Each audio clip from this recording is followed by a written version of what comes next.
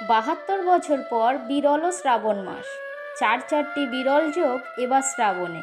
শিব পুজোর নিয়মে ভুল করলেই বিপদ। এই নিয়মে পুজো করুন, এই শ্রাবণেই পূর্ণ হবে সব মনোবাঞ্ছা। নমস্কার বন্ধুরা, অমৃতবাণী চ্যানেলে আপনাদেরকে স্বাগত জানিয়ে শুরু করছি আজকের ভিডিওটি শুরু করার আগে আপনাদের কাছে একটাই অনুরোধ, আপনি যদি এখনও পর্যন্ত চ্যানেলটিকে সাবস্ক্রাইব করে না থাকেন তাহলে সাবস্ক্রাইব করে পাশের বেল আইকনটি অবশ্যই অল করে নেবেন। আর দেবাদিদেব মহাদেবের আশীর্বাদ এবং কৃপা লাভের জন্য সবাই কমেন্ট বক্সে অবশ্যই লিখবেন হর হর মহাদেব। শ্রাবণ মাসকে কেন শিবের মাস বলা হয় এ সম্পর্কে নানান কাহিনী প্রচলিত রয়েছে। পুরাণ অনুযায়ী শ্রাবণ মাসে দেবতা ও দানবদের মধ্যে সমুদ্র মন্থন হয়েছিল। সমুদ্র মন্থন থেকে উঠে আসা হলাহল নামক বিষ পান করে পৃথিবীকে রক্ষা করেন মহাদেব। এরপর বিষের জ্বালায় শিবের কণ্ঠ নীল হয়ে যায়, আর তাই তার অপর নাম নীলকণ্ঠ। শিবের কণ্ঠ নিবারণের জন্য সমস্ত দেবদেবী তার মাথায় গঙ্গাজল ঢালতে শুরু করেন, তখন বিষের জ্বালা কমে। এই কারণে শ্রাবণ মাসে শিবের জলাভিষেক, দুগ্ধাভিষেক এতটা গুরুত্ব দেওয়া হয়।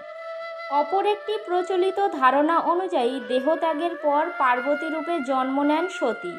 পার্বতীর বহু সাধ্য সাধনায় সন্তুষ্ট হয়ে শিব তাকে বিবাহ করতে সম্মত হন। কথিত আছে শ্রাবণ মাসে শিব ও পার্বতীর পুনর্মিলন ঘটে। এই কারণেই শিব ভক্তদের কাছে শ্রাবণ মাসের বিশেষ গুরুত্ব রয়েছে। অনেকের ধারণা শ্রাবণ মাসে শিব মর্তে নিজের শ্বশুর বাড়িতে আসেন, যেখানে তাকে ভক্তি ও ভালোবাসায় ভরে আপ্যায়ন করা হয়। খুশি করে শিবের আশীর্বাদ লাভ করার জন্য নানান চেষ্টা চালান তার ভক্তরা। তাকে পঞ্চামৃত দিয়ে অভিষেক করা হয়। শিবের শ্বশুরবাড়ি মর্তে এবং শ্রাবণ মাসে মর্তে আসার ফলে তিনি নিজের ভক্তদের নিকটে চলে আসেন বলে সকলে শিবের পুজো ও ভক্তিতে ব্যস্ত হয়ে ওঠেন। মনে করা হয় মহাযোগী শিব এই মাসে যোগীন্দ্র হয়ে থাকেন। গুরু পূর্ণিমার দিনে মহাদেব সপ্ত ঋষিকে শিষ্যত্ব প্রদান করেন। এ কারণেও শিব ভক্তির বিশেষ সময় হিসাবে শ্রাবণ মাসকে চিহ্নিত করা হয়। 2024 সালে শ্রাবণ মাসে নক্ষত্র ও প্রীতি যোগ তৈরি হয়েছে। এবছর মঙ্গলা গৌরীর ব্রত পড়েছে 4 বার। ভক্তরা মঙ্গলা গৌরীর উপবাস করে থাকে এই দিন। প্রথম মঙ্গলা গৌরীর ব্রত পালিত হবে 23শে জুলাই, দ্বিতীয়টি 30শে জুলাই, তৃতীয়টি 6ই আগস্ট এবং চতুর্থটি 13ই আগস্ট পড়েছে। মঙ্গলা গৌরীকে দেখতে ও পুজো দিতে কাশীর মন্দিরে প্রচুর ভক্ত ভিড় করে থাকে। সুতরাং বন্ধুরা, এই বছর শিব পুজোয় মনোযোগ দিয়ে করলে অনেক উপকার পাবেন। এই বিরল যোগে লাভবান হবে 3 রাশি। মহাদেবের হৃদয়ের টুকরো হয়ে উঠবেন আপনারা। রাশিগুলির মধ্যে প্রথমেই রয়েছে মেষ রাশি। শ্রাবণ মাসে খুলে যাবে আপনার ভাগ্য। মহাদেবের কৃপায় অর্থনৈতিক দিক থেকে উন্নতি হবে। সোমবার করে মহাদেবের আরাধনা করলে ব্যবসায় ব্যাপক পরিবর্তন আসবে। স্ত্রীদের ক্ষেত্রে স্বামীর মঙ্গল হবে। এর পাশাপাশি আপনি নতুন সম্পত্তিও কিনতে পারেন। ভাই বোনের সঙ্গে সুসম্পর্ক বজায় থাকবে। আর বাড়ির বড় সন্তান হয়ে থাকলে বাবা মা আপনার প্রতি নির্ভরশীল হয়ে উঠবে। দ্বিতীয়টি হলো সিংহ রাশি। সিংহ রাশির ভাগ্য আরও কয়েক ধাপ বৃদ্ধি পাবে। অভাবে দিন কাটা বন্ধ হবে। টেনশন থেকে মুক্তি পাবেন আপনি। আপনার কাজ বাবা মায়ের গর্বের কারণ হয়ে উঠতে পারে। দাম্পত্য জীবনে ইতিবাচক পরিবর্তন আসবে। শিব দুর্গার মতো হয়ে উঠবে আপনার সম্পর্ক। কম্পিউটারের কাজের সঙ্গে যুক্ত ব্যক্তিদের এই সময় নানা রকম প্রমোশন পাওয়ার সুযোগ রয়েছে। এছাড়া মহাদেবের কৃপায় আপনার ব্যক্তিগত সম্পর্ক থেকে টানাপোড়েন দূর হবে। এই সময় আপনার ভ্রমণের যোগ রয়েছে। পুরানো বন্ধুদের সঙ্গে দেখা হতে পারে। ভালো সময় কাটবে আপনার। তৃতীয়টি হলো ধনু রাশি। এই রাশির জাতকদের জন্য শ্রাবণ মাস অত্যন্ত সুরক্ষিত হতে চলেছে। ব্যবসায় আটকে থাকা কাজ শেষ পর্যন্ত সম্পন্ন হবে। দেনার দায় কেটে যাবে, অর্থাৎ ঋণের যন্ত্রণা থেকে আপনি মুক্তি পাবেন। শরীর স্বাস্থ্যের উন্নতি ঘটবে। কেরিয়ারের বিরাট পরিবর্তন আসতে চলেছে। বিশেষ করে পড়ুয়ারা এই সময় সবচেয়ে ভালো ফল পাবে। পরিশ্রম করলে মেধা তালিকায় আপনার নাম আসতে পারে। এমনিতেই শ্রাবণের গোটা মাসটা মহাদেব ভক্তদের মাস। এই মাসে শিবের আরাধনায় খামতি রাখতে চান না মহাদেব ভক্তরা। কেউ উপবাস করে থাকেন, আবার কেউ বা নিরামিষ খাবার গ্রহণ করে শিব ঠাকুরের আরাধনা করে থাকেন।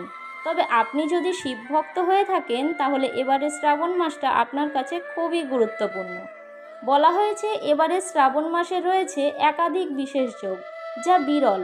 তাছাড়া দীর্ঘ ৭২ বছর পর এমন একাধিক যোগ তৈরি হয়েছে এবারে শ্রাবণ মাসে। দেবাদিদেব মহাদেবের উপাসনায় মেনে চলুন এই সমস্ত নিয়মগুলি। বিপদ আপনাকে ছুঁতেও পারবে না, মনের ইচ্ছা পূরণ হবে অনায়াসে। কিভাবে পূজা করবেন আপনি এই শ্রাবণ মাসে, আসুন জেনে নিন এই সমস্ত নিয়মগুলি। সর্বার্থ সিদ্ধি যোগ শুরু হচ্ছে সোমবার। এরপর 29 দিন ধরে চলবে দেবাদিদেব মহাদেবের আরাধনা। তবে এবারে শ্রাবণ মাসটা যে বিশেষ ও বিরল তা বলেছেন জ্যোতিষী পণ্ডিত পঙ্কজ পাঠক। তার কথায় এবারে শ্রাবণ মাস খুবই শুভ। কারণ হিসাবে তিনি বলেছেন এই শ্রাবণ মাসে নক্ষত্রের আশ্চর্যজনক সংমিশ্রণ তৈরির কথা। এমন শুভ যোগ দেখা গিয়েছিল ৭২ বছর আগে।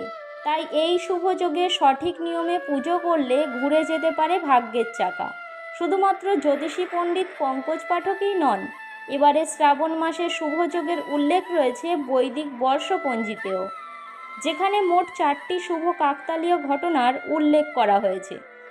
আগামী 22শে জুলাই সকাল 5টা 40 মিনিট থেকে শুরু হবে সেই সিদ্ধিযোগ, যা শেষ হবে এই শ্রাবণ মাসের শেষ সোমবার অর্থাৎ 29শে আগস্ট।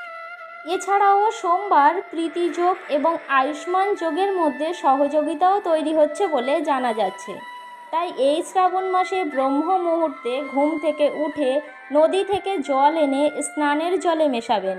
তারপর সেই জল দিয়ে আপনি স্নান করে নিন। এরপর দেবাদিদেব মহাদেবের সামনে বসে পবিত্র জলে একটি পাত্র ভরে তাতে ফুল ও অক্ষত দিয়ে পুজো শুরু করুন। তারপর এক এক করে গঙ্গা জল, দুধ, দই, মধু, ঘি, সুগন্ধি দিয়ে ভগবান শিবকে অভিষেক করুন। অভিষেকের পর্ব মিটলে ধূপ, বেলপত্র, শণ, অক্ষত, ধূতরা, প্রদীপ, ফল, ফুল, মিষ্টি ইত্যাদি সহ চন্দন নিবেদন করুন মহাদেবের সম্মুখে। ঘরে মন্দির থাকলে সেখানে গিয়ে প্রদীপ জ্বালিয়ে ভগবান শিবের আরতি করুন। জপ করুন ওম নমঃ শিবায় মন্ত্র। হাত জোড় করে ভগবান শিবের কাছে ক্ষমা প্রার্থনা করতেও ভুলবেন না। নিষ্ঠা ভরে এবারে দেবাদিদেব মহাদেবকে আরাধনা করলে পূর্ণ হবে সকল মনোবাঞ্ছা।